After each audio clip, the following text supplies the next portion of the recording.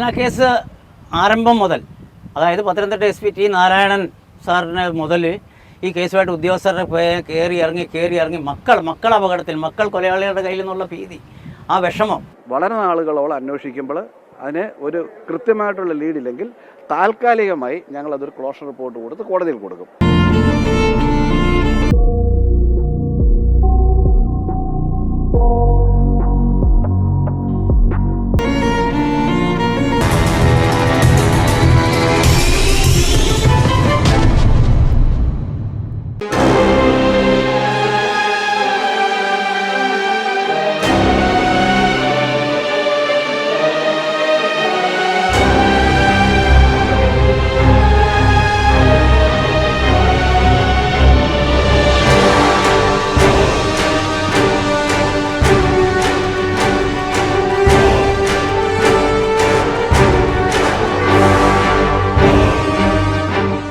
അങ്ങനെ ജസ്റ്റിൻ്റെ വാർത്തകളൊക്കെ ജയിലിൽ പേപ്പർ വരാറുണ്ട്. അതിൽ മിക്കവാറും വാർത്തകൾ കട്ട് ചെയ്യും, ഇങ്ങനെയുള്ള വാർത്തകൾ. അന്നെന്തോ കട്ട് ചെയ്യാതെ എൻ്റെ കയ്യിൽ പേപ്പർ കിട്ടി.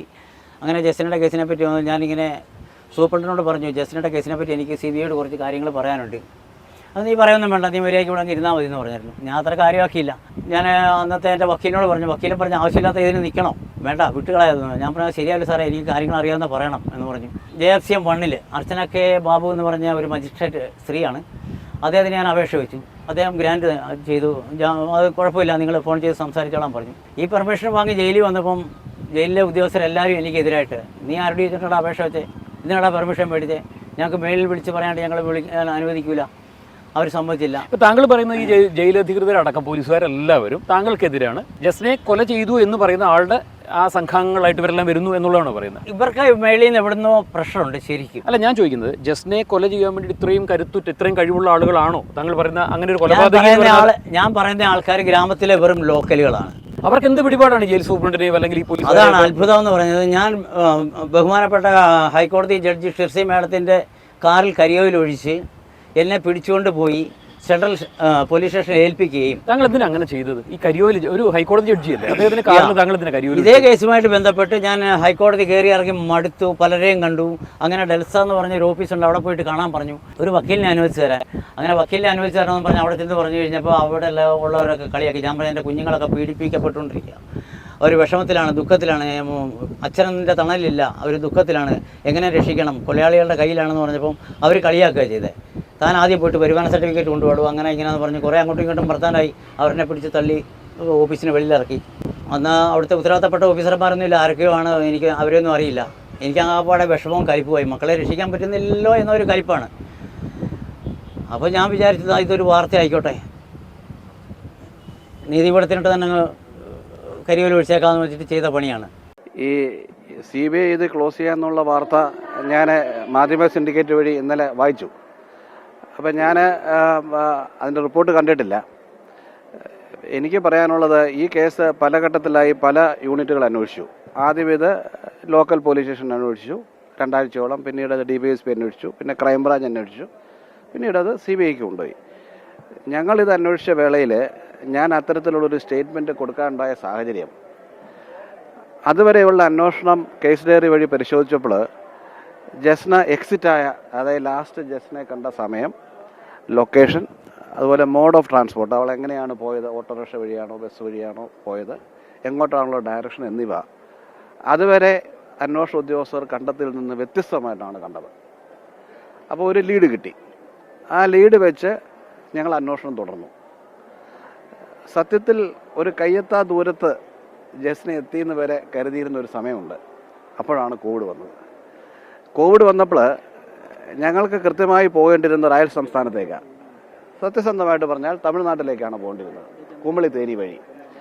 അപ്പോൾ കുമളി തേനി വഴി തമിഴ്നാട്ടിലേക്ക് പോകാനുള്ള പാസ്പോർട്ട് അന്യസംസ്ഥാനമാണ്.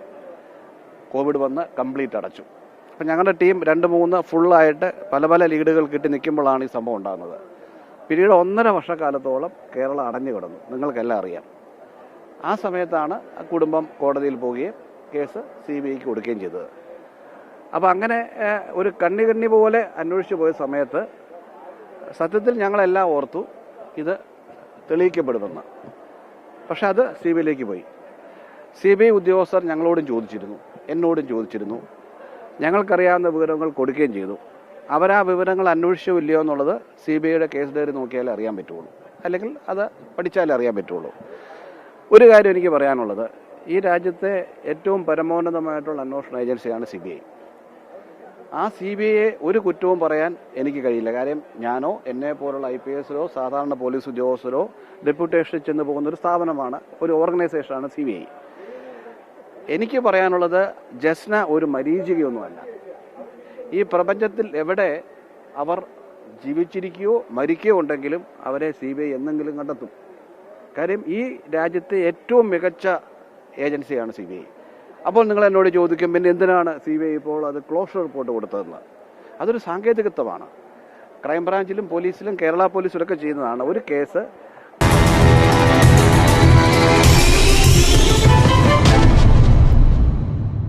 വളരെ നാളുകളോളം അന്വേഷിക്കുമ്പോൾ അതിന് ഒരു കൃത്യമായിട്ടുള്ള ലീഡില്ലെങ്കിൽ താൽക്കാലികമായി ഞങ്ങളതൊരു ക്ലോഷർ റിപ്പോർട്ട് കൊടുത്ത് കോടതിയിൽ കൊടുക്കും.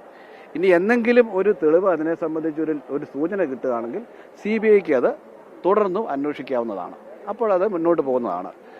അപ്പോൾ ഇത് ഒരു ചലഞ്ചാണ്. ഈ ഒരു കേസ് തെളിയിക്കുക എന്ന് പറയുന്നത് ഒരു പോലീസ് ഉദ്യോഗസ്ഥനെ സംബന്ധിച്ചുള്ള അവൻ്റെ ഒരു ഭാഗ്യം കൂടിയാണ്. ഈ നഷ്ടപ്പെട്ട ആളുടെയും ഒരു ഭാഗ്യമാണ്.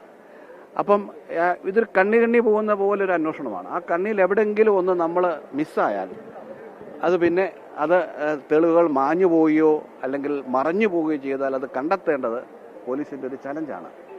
ഇതിൽ കേരള പോലീസിനും അല്ലെങ്കിൽ മറ്റന്വേഷണ ഏജൻസികൾക്കും താൽക്കാലികമായിട്ടുള്ള ഒരു വിശ്രമം ഉണ്ടെങ്കിലും ഈ കേസ് തെളിയുമെന്ന് തന്നെയാണ് എൻ്റെ വിശ്വാസം. കാരണം തെളിയണ്ടേ? ലോകത്ത് പല കേസുകളും ഇങ്ങനെ തെളിയപ്പെടാതെ കിടക്കുന്നുണ്ട്. ടൈറ്റാനിക്ക് തന്നെ മുങ്ങിപ്പോയിട്ട് എത്രയോ വർഷം കഴിഞ്ഞിട്ടാണ് അതിന് യഥാർത്ഥ ചിത്രം കിട്ടിയത്. അപ്പം അതുകൊണ്ട് നമ്മൾ നിരാശരാകേണ്ട കാര്യമില്ല. മടിച്ച് ഇത് നിർത്തി അല്ലെങ്കിൽ പൂർണ്ണമായി അടഞ്ഞു എന്ന് കരുതേണ്ട കാര്യവുമില്ല. CBIയിൽ എനിക്ക് പൂർണ്ണ വിശ്വാസമാണ്. ഞാൻ പറഞ്ഞല്ലോ, ഇത് ഈ ഞാനും അതിനുശേഷം അന്വേഷിച്ചിട്ടുള്ള CBIയും ഒക്കെ ഇത് മുന്നോട്ട് പോകുമ്പോൾ നിങ്ങൾ അന്വേഷിച്ചാലും ഇതൊരു ലക്കാണ്. ആ കണ്ണുകൾ ഇങ്ങനെ മുന്നോട്ട് പോകണം. ആ കണ്ണുകൾ പൊട്ടിക്കിടക്കുകയാണ്. ആ കണ്ണുകൾ കണ്ടെത്തുക എന്നുള്ളതാണ് ഇനിയുള്ള ലക്ഷ്യം. ഞങ്ങൾ അന്വേഷിച്ചപ്പോൾ ഞങ്ങൾ കോൺഫിഡൻ്റ് ആയിരുന്നു. പക്ഷെ ഞങ്ങളിൽ നിന്ന് അന്വേഷണം മാറി. അത് ഫാമിലിയൊക്കെ കൊണ്ട് കേസ് കൊടുത്ത് അങ്ങനെയാണ് മാറിയത്. ഒരു നല്ല ഉദ്ദേശത്തോടുകൂടി ആയിരിക്കും കൊടുത്തിട്ടുള്ളത്. അപ്പോൾ ഇതൊരു ചലഞ്ചായിട്ട് ഇപ്പോഴും അവശേഷിക്കുന്നു എന്നുള്ളൊരു സത്യമാണ്. ഏതെങ്കിലും ഒരു കേസ് തെളിയാതെ വരുമ്പോൾ ഇങ്ങനെ പരസ്പരം കുറ്റപ്പെടുത്തലുകൾ എല്ലായിടത്തും ഉണ്ടാകാറുണ്ട്. എൻ്റെ തന്നെ കുപ്പായത്തിൽ ഞങ്ങളുടെ സഹോദരരെക്കുറിച്ച് അങ്ങനെ കുറ്റങ്ങൾ പറയാറില്ല. ആരും മനഃപൂർവ്വമായിട്ട് ഒരു കുറ്റങ്ങൾ ചെയ്തതായിട്ട് കാണുന്നില്ല. ലോക്കൽ പോലീസ് പ്രത്യേകിച്ച് 100 കണക്കിന് കേസുകൾ അന്വേഷിക്കുമ്പോൾ അവർക്കെല്ലാം കൃത്യമായിട്ട് അന്വേഷിക്കാൻ കഴിയാറില്ല. കാരണം അന്ന് ഇത് വലിയൊരു ചലഞ്ച് ആയിരുന്നില്ല. അതുകൊണ്ടാണല്ലോ ലോക്കൽ പോലീസിൽ നിന്ന് മാറ്റി ക്രൈംബ്രാഞ്ചിന് കൊടുത്തത്. ഞങ്ങളും തെളിയിക്കാഞ്ഞിട്ടാണല്ലോ CBIക്ക് കൊടുത്തത്. അപ്പോൾ കുറ്റപ്പെടുത്തലിനും പഴിചാരലിനും ഒരു പ്രസക്തി ഇന്നില്ല. അങ്ങനെ ഉണ്ടെങ്കിൽ ഞങ്ങൾ ആ സമയങ്ങളിൽ വേണ്ടപ്പെട്ടിടത്തൊക്കെ അതിൻ്റെ റിപ്പോർട്ട് കൊടുക്കുക, അതിൻ്റെ പുറത്ത് നടപടി ഉണ്ടായിട്ടുണ്ടായിരിക്കും. എൻ്റെ അറിവിൽ ഞാൻ നേരത്തെ പറഞ്ഞതുപോലെ ഞങ്ങളെടുത്ത് അന്വേഷിച്ചപ്പോൾ അവരന്വേഷിച്ചതുപോലെ അല്ലായിരുന്നു കാര്യങ്ങൾ. അതുകൊണ്ടാണ് ഞങ്ങൾക്ക് മറ്റൊരു ദിശയിൽ പോവുകയും കുറച്ച് ലീഡുകൾ കിട്ടുകയും ചെയ്തത്. ഞങ്ങളും അതിനെപ്പറ്റി അന്വേഷിച്ചിട്ടുണ്ട്. അതിനെപ്പറ്റി ഞാനിപ്പോൾ ഒരു മറുപടി പറയുന്നില്ല. കാരണം ഞാൻ സർവീസിൽ നിന്ന് വിരമിച്ച, കേരളത്തിലെ ഏറ്റവും ഉയർന്ന തസ്തികയിൽ നിന്ന് വിരമിച്ച ഒരു ഉദ്യോഗസ്ഥനാണ്.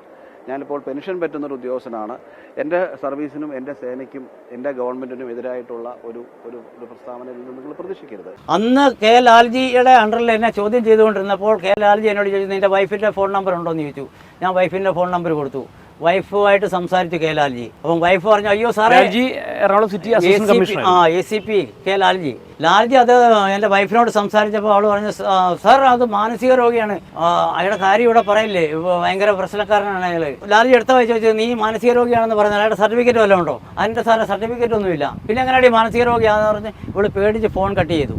ജസ്ന കേസ് ആരംഭം മുതൽ, അതായത് പത്തനംതിട്ട SP T. നാരായണൻ സാറിന് മുതൽ ഈ കേസുമായിട്ട് ഉദ്യോഗസ്ഥരുടെ കയറി ഇറങ്ങി മക്കൾ അപകടത്തിൽ, മക്കൾ കൊലയാളികളുടെ കയ്യിൽ നിന്നുള്ള ഭീതി, ആ വിഷമം, അത് ഫിസിക്കലി മെൻ്റലി ചലഞ്ചുകളാണ് എൻ്റെ രണ്ടാമത്തെ മോള്. എൻ്റെ നെഞ്ചത്ത് കിടന്നുറങ്ങുന്ന എൻ്റെ മോള്. അവളെ രക്ഷിക്കാൻ പറ്റുന്നില്ലല്ലോ, അതുങ്ങളെ രക്ഷിക്കാൻ പറ്റുന്നില്ലല്ലോ. ഞാൻ ഈ ഓഫീസിലെല്ലാം കയറി ഇറങ്ങുക. ഒന്ന് തെളിച്ചു പറയാമോ, ആ കൊച്ചിന്റെ ജീവന് ആരാണ് അപകടം, ആരാണ് കൊന്ന് കളയും? അല്ലെങ്കിൽ എന്നോട് മാനസിക രോഗി എന്നും പറഞ്ഞ് ഇവരെ പൊൻകുന്നം DYSP ഓഫീസിൽ എന്നെ കൗൺസിലിങ്ങിന് വിളിക്കുമ്പോൾ അവിടുന്ന് ഇവരെ എന്നോട് രഹസ്യമായിട്ട് എൻ്റെ ഭാര്യയും അവളുടെ ബന്ധുക്കളും എന്നോട് പറഞ്ഞത്, ഞങ്ങളെപ്പറ്റി എല്ലാ വിവരങ്ങളും നിനക്കറിയാം, അതെന്തെങ്കിലും നീ വെളിയിലാക്കി കഴിഞ്ഞാൽ നിൻ്റെ മൂത്ത മോളെ ഞങ്ങൾ ഭ്രാന്തിയാക്കിയിട്ട് റോഡിൽ കൂടെ നടത്തും. നിങ്ങളുടെ മാത്രം മൂത്ത മോളല്ലല്ലോ, ആ സ്ത്രീയുടെയും കൂടെ മകളല്ലേ ഇത്? കടൽ ഭിത്തിയിൽ സ്വന്തം കുഞ്ഞിനെ അടിച്ചു കൊന്ന അമ്മയുള്ളല്ലോ കേരള. ഇവിടെ അവർക്ക് രക്തബന്ധത്തിനോടൊന്നും യാതൊരു ഇതില്ല, അവർക്ക് മനുഷ്യത്വം എന്ന് പറയുന്നതേ ഇല്ല. താങ്കളെ മാനസിക രോഗിയാക്കാൻ വേണ്ടിയിട്ട് ഭാര്യയാണ് അപ്പൊ യഥാർത്ഥമായിട്ട് ശരിക്കും റോള് വഹിച്ചത്. അതെ, റിയലി. പക്ഷേ അസിസ്റ്റന്റ് കമ്മീഷണർ കെ ലാൽജി അന്ന് വിളിച്ച് ചോദിച്ചു, ഡോക്ടർ സർട്ടിഫിക്കറ്റ് തന്നിട്ടുണ്ടോ എന്ന് ചോദിച്ച് ഇല്ല എന്ന് പറഞ്ഞപ്പോൾ ഈ ACP അവരെ ഷൗട്ട് ചെയ്തു, നിങ്ങളുടെ മുമ്പിൽ നിന്ന് നിങ്ങൾ പറയുന്നു. മുന്നേ ഷൗട്ട് ചെയ്തു, അവർ ഭയം നടിച്ച പോലെ പെട്ടെന്ന് ഫോൺ കട്ടി. അപ്പൊ നിങ്ങൾ മാനസിക രോഗി അല്ലെന്ന് ഉറപ്പുണ്ട്? ഉറപ്പുണ്ട്. നിങ്ങൾക്ക് അങ്ങനത്തെ സർട്ടിഫിക്കറ്റും ഇല്ല. ഒരു ജഡ്ജിയുടെ കാറിന്റെ മുകളിൽ ഈ കരിയോയിൽ ഒഴിക്കുക എന്ന് പറയുന്ന ഒരു സംഭവം നോർമൽ ആയിട്ടുള്ള ഒരാൾക്ക് ചെയ്യാൻ പറ്റുന്ന കാര്യമുള്ളൂ. ഇല്ല, നോർമലായിട്ടുള്ള ആളിന്റെ അല്ല. എന്റെ മക്കളെ രക്ഷിക്കാൻ പറ്റത്തില്ല. എന്റെ മക്കൾ മരണത്തിന്റെ വായിലാണ്, കൊലയാളികളുടെ കയ്യിലാണ്, പിച്ച് ചീന്തപ്പെട്ടുകൊണ്ടിരിക്കുകയാണ്. അതിന് ജഡ്ജിയുടെ കാറിന് മുകളിൽ കരിയോയിൽ ഒഴിച്ചു കഴിഞ്ഞാൽ ജനശ്രദ്ധ ആകർഷിക്കുക. എന്തിനാ നീ ചെയ്തു എന്ന് താങ്കളെ പോലൊരു വാർത്താ മാധ്യമം എന്നോട് ചോദിക്കില്ലേ, നീ എന്തിനിത് ചെയ്തു എനിക്ക് പറയാൻ. പക്ഷേ കെ ലാൽജി അതിന് അനുവദിച്ചില്ല. ഇവനെ മീഡിയ കാണിക്കരുത്. ഉള്ള മാധ്യമങ്ങൾ മുഴുവൻ സെൻട്രൽ പോലീസ് സ്റ്റേഷന്റെ മുന്നിൽ കാവൽ നിൽക്കുകയാണ് എന്നെ കാണാൻ. ജസ്റ്റിനെ ആരാണ് വധിച്ചത്? നിങ്ങൾ പറഞ്ഞ ജസ്റ്റിന്റെ ജീവൻ എടുത്തു എന്നാണ് പറയുന്നത്. എടുത്തു, ജസ്റ്റിനയുടെ ജീവൻ എടുത്തു. അതിന് അപ്പോൾ ഈ മാധ്യമങ്ങളും മറ്റുള്ള ഈ കേരള ജനസമൂഹം മുഴുവൻ ജസ്റ്റിന ഇവിടെ എവിടെയോ ഉണ്ട്. അത് ഞാൻ പല്ലിലെ ക്ലിപ്പ് മാറ്റിയ രൂപത്തിൽ ജസ്റ്റിന എവിടെയോ ജീവിച്ചിരിപ്പുണ്ട് എന്ന് പറഞ്ഞ് ഞങ്ങളൊരു ചിത്രകാരനെ കൂടെ വരപ്പിക്കുക വരെ ചെയ്തു. അങ്ങനെ പോലീസ് വരപ്പിച്ചു, ഒരുപാട് കാര്യങ്ങൾ ചെയ്തു. അപ്പോൾ ജസ്റ്റിന ശരിക്കും ജീവിച്ചിരിപ്പുണ്ട് എന്നുള്ളതാണ് മലയാളികൾ എല്ലാവരും, ഈ പോലീസ് എല്ലാവരും ചിന്തിക്കുന്നത് അങ്ങനെയാണ്. അപ്പോൾ ഈ ചിന്തിപ്പിക്കുന്നതാണ് നിങ്ങൾ.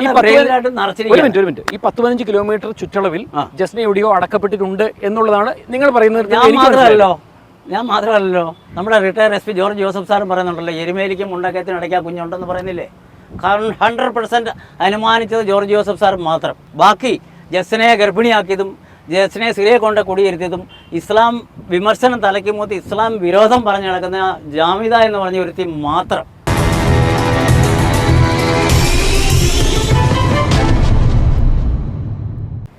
കൂടെ ജസ്റ്റിനെ അവിടെ കൊണ്ടുപോയി, ജസ്റ്റിനെ ഗർഭിണിയാണ്, ജസ്റ്റിനെ കുട്ടികളുടെ അമ്മയാണ്, കാക്കാമാർ തട്ടിക്കൊണ്ടുപോയി തീവ്രവാദിയാക്കി അഫ്ഗാനിസ്ഥാനിലിട്ടു, പെഷവാറിലിട്ടെന്ന്. മുക്കോട്ടുതറയിൽ നിന്നും 16 കിലോമീറ്റർ പരിധിയിൽ, അതാണ് താങ്കൾ പറയുന്നത്?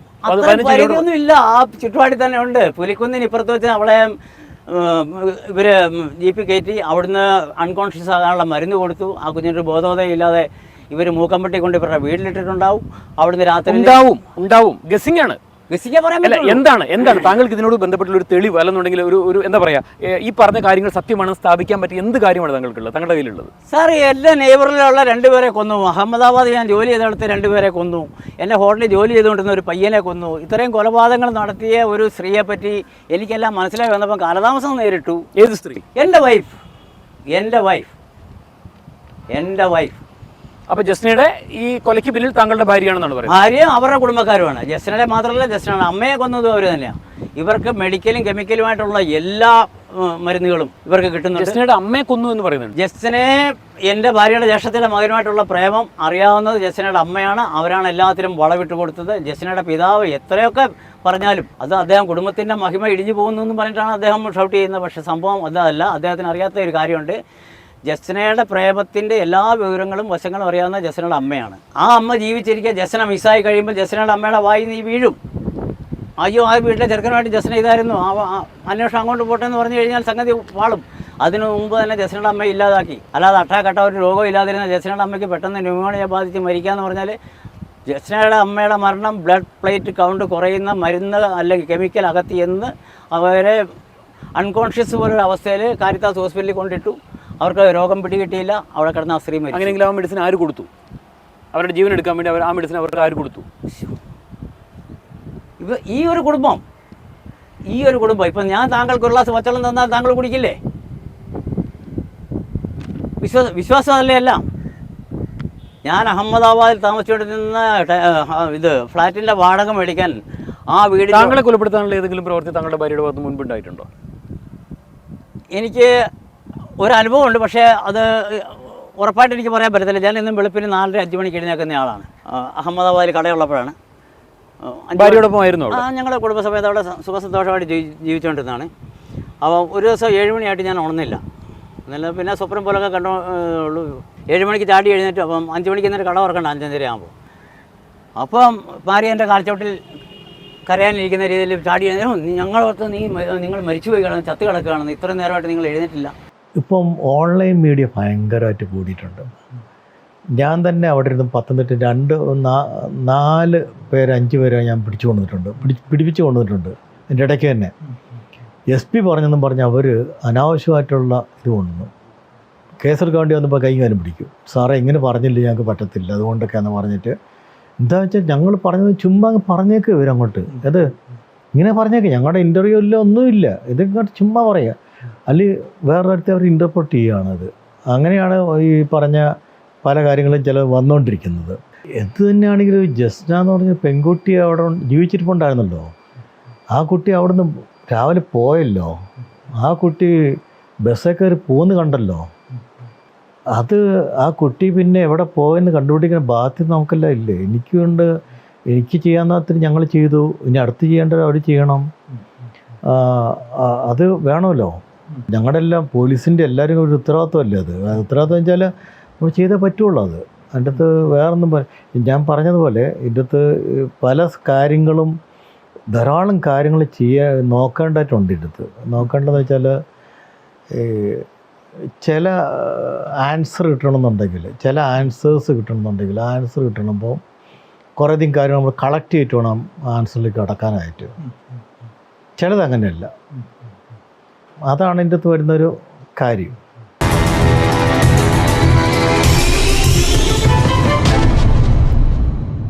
നിങ്ങൾക്കെതിരെ ഇതുപോലെ ആരോപണങ്ങൾ ഉയർന്നു വരുമ്പോൾ നിങ്ങൾക്ക് മെൻ്റൽ സ്റ്റെബിലിറ്റി ഇല്ല എന്നുള്ളതാണ് എല്ലാവരും ആക്ഷേപിക്കുന്നത്. അങ്ങനെയാണെന്നുണ്ടെങ്കിൽ അതൊന്ന് പ്രൂവ് ചെയ്യാൻ വേണ്ടിയിട്ട് താങ്കൾക്ക് സ്വയമേ അങ്ങനെ ഒരു പരിശോധനയ്ക്ക് വിധേയമാകും, ഒരു ഡോക്ടറെ പോയി കാണുകയോ അങ്ങനെയുള്ള കാര്യങ്ങൾ ഒരു സർട്ടിഫിക്കറ്റ് റെഡിയാക്കാൻ വേണ്ടി താങ്കൾക്ക് സ്വയമേ സാധിക്കില്ലേ?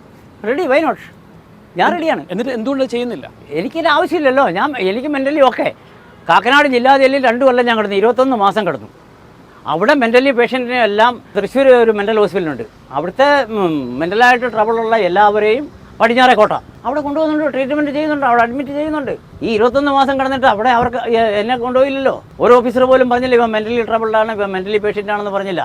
അവിടുന്ന് 3 മാസം വിയ്യൂർ ജയിലിൽ കിടന്നു. അവിടെ ഞാൻ നല്ല പിള്ളയാണ്, എല്ലാ പണിയിലും നമ്മൾ മുന്നിലുണ്ടായിരുന്നു. അവിടെ ആരും പറഞ്ഞില്ല ഞാൻ മെൻ്റലി പേഷ്യൻ്റ് ആണെന്ന്. ഞാൻ പറഞ്ഞില്ലെങ്കിൽ പോട്ടെ, മറ്റുദ്യോഗസ്ഥർ പറയണ്ടേ ഇപ്പം മെൻ്റലി പേഷ്യൻ്റാണ് ഇവനെ കൊണ്ടുപോകണമെന്ന്. അവിടുത്തെ ബുക്കുകൾ നിങ്ങൾക്ക് പരിശോധിക്കാം, മെഡിക്കൽ അവിടെ ഹോസ്പിറ്റലുണ്ട്, ഡോക്ടറുണ്ട്. താങ്കളെ എങ്ങനെ പരിശോധനയ്ക്ക് വിടുകയോ ചോദ്യം ചെയ്യുകയോ ഒന്നും ചെയ്തിട്ടില്ല? എനിക്കെന്താ കുറച്ച് വായിക്കണമായിരുന്നു, കുറച്ച് എഴുതണമായിരുന്നു. ഞാനിങ്ങനെ പിന്നെ ചപ്പാത്തി കൊണ്ടിട്ട് ജോലിക്ക് കയറി നല്ലതായിട്ട് ജോലി ചെയ്തു. ഞാൻ നല്ലൊരു തടവുകാരൻ. അങ്ങനെയായിരുന്നു എന്നെ പറ്റി അവിടെ.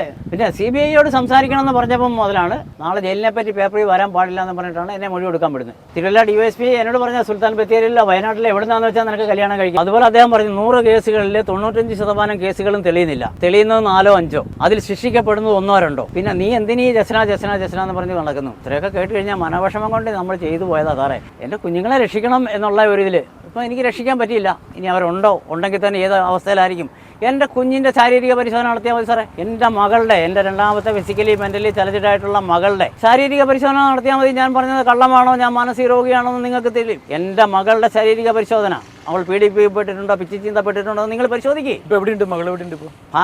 ഞാൻ ഇറങ്ങുമ്പോൾ ഭാര്യയുടെ കൂടെയായിരുന്നു. പിന്നെ അവരുമായിട്ട് എനിക്ക് യാതൊരു ബന്ധമില്ല. അവർ ജീവനോടെ ഉണ്ടോയെന്ന് പോലും എനിക്കറിയില്ല. ഇപ്പോൾ മോൾക്ക് എത്ര വയസ്സുണ്ടാവും? ഇപ്പോൾ നമുക്കൊരു 10-18 വയസ്സായിട്ടുണ്ടാവും. എത്ര വയസ്സുള്ളപ്പോഴാണ് നിങ്ങൾ കാണുന്നത് കുട്ടിയെ? ഞാൻ ഇന്ന് ലാസ്റ്റ് വരുന്ന 2017 പകുതിയോട് പോയാണ് ഞാൻ. പിന്നെ മാനസിക ഇപ്പം എന്താണ്, ബുദ്ധിപൂർവ്വം ആരെങ്കിലും സംസാരിച്ചോ, നല്ലത് പറഞ്ഞോ, സത്യം പറഞ്ഞോ, അവനൊക്കെ മാനസിക രോഗിയാണ്. സത്യം പറയുന്നവനൊക്കെ മാനസിക രോഗിയാണ്. ലോകത്തിൻ്റെ ട്രെൻഡാണത്. ജസ്ന മരിയ ജെയിംസിന്റെ തിരോധാനത്തിനോട് ബന്ധപ്പെട്ട് CBI അന്വേഷണം നടക്കുന്ന സമയത്താണ് തിരുവനന്തപുരം ജയിലിൽ നിന്ന് CBIക്ക് കോൾ വരികയാണ്. അവിടെയുള്ള ഒരാൾക്ക് കൃത്യമായി ജസ്നയെ അറിയാം, ജസ്നയുടെ ഡീറ്റെയിൽസ് എല്ലാം കൃത്യമായി അറിയുന്ന ഒരാളെ അവിടെയുള്ള ഒരു തടവുപുള്ളിക്ക് പരിചയമുണ്ട് എന്നുള്ള ആ ഒരു കോൾ വന്നുകൂടി CBI പോയി അന്വേഷിച്ചു. ആ അന്വേഷണത്തിൽ കൃത്യമായി ബോധ്യപ്പെട്ടു സംഭവം സത്യമാണ്. ഈ പ്രതിയുടെ സഹതടവുകാരനായിട്ട് കൊല്ലം ജയിലിലോ മറ്റോ ഇയാൾ കിടക്കുന്ന സമയത്ത് അവിടെ സഹതടവുകാരനായിട്ടുണ്ടായിരുന്ന ഒരാൾ, ഒരു ചെറുപ്പക്കാരനാണ്. അയാൾ ഒരു കേസിൽ പ്രതിയായിട്ടാണ് അവിടെ കിടന്നിരുന്നത്. അയാൾക്ക് കൃത്യമായി ജസ്ന മരിയ ജെയിംസിനെ പരിചയമുണ്ട് എന്നുള്ളൊരു വെളിപ്പെടുത്തലാണ് ഈ തിരുവനന്തപുരം ജയിലിൽ നിന്നും CBI വന്ന് അന്വേഷിച്ചപ്പോൾ അവർക്ക് മനസ്സിലാവുന്നത്. അങ്ങനെ അവർ കൊല്ലം ജയിലിലെത്തി അന്വേഷിച്ചു. CBIയുടെ അന്വേഷണത്തിൽ കൃത്യമായി ബോധ്യപ്പെട്ടു ഈ തിരുവനന്തപുരത്തെ ഈ തടവുകാരൻ പറഞ്ഞ സത്യമാണ്. അയാളുടെ സഹതടവുകാരനായിട്ട് ജയിലിലുണ്ടായിരുന്ന ചെറുപ്പക്കാരൻ, അയാളുടെ അഡ്രസ്സ്, മറ്റുള്ള ഡീറ്റെയിൽസ്, അയാളുടെ പേരെല്ലാം കറക്റ്റാണ്.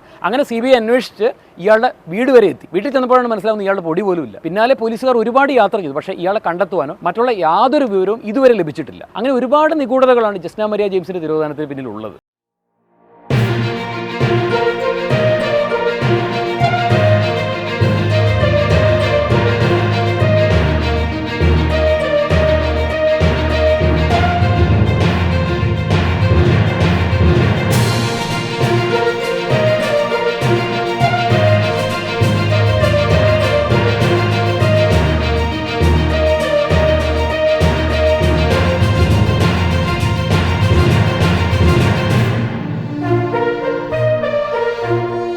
ബന്ധപ്പെട്ടിട്ടുള്ള ഇങ്ങനൊരു വാർത്ത പുറത്തു വിടുന്നതിന്, അതായത് ജസ്ന ജീവിച്ചിരിപ്പില്ല എന്ന് പറയുന്നതിന് വേണ്ടിയിട്ട് ആരെങ്കിലും താങ്കളെ കാണുകയോ അല്ലെങ്കിൽ എന്തെങ്കിലും പറയണമെന്നല്ലോ പറഞ്ഞിരുന്നോ? എൻ്റെ സഹോദരൻ, ഞാൻ പറയുന്നത് വളരെ സത്യസന്ധമായ കാര്യമാണ്. എനിക്ക് ഒരു ചില്ലി പൈസയുടെ ആവശ്യമില്ല, എനിക്കൊരു ചില്ലി കാശും വേണ്ട. അന്ന് പത്തനംതിട്ട SP ആയിരുന്ന ടി നാരായണ സാറ് പറഞ്ഞ പോലെ, നീ ഇപ്പം റിവാർഡിന് വേണ്ടി ആ റിവാർഡ് നിങ്ങൾ തന്നെ എടുത്തു, എനിക്ക് വേണ്ട.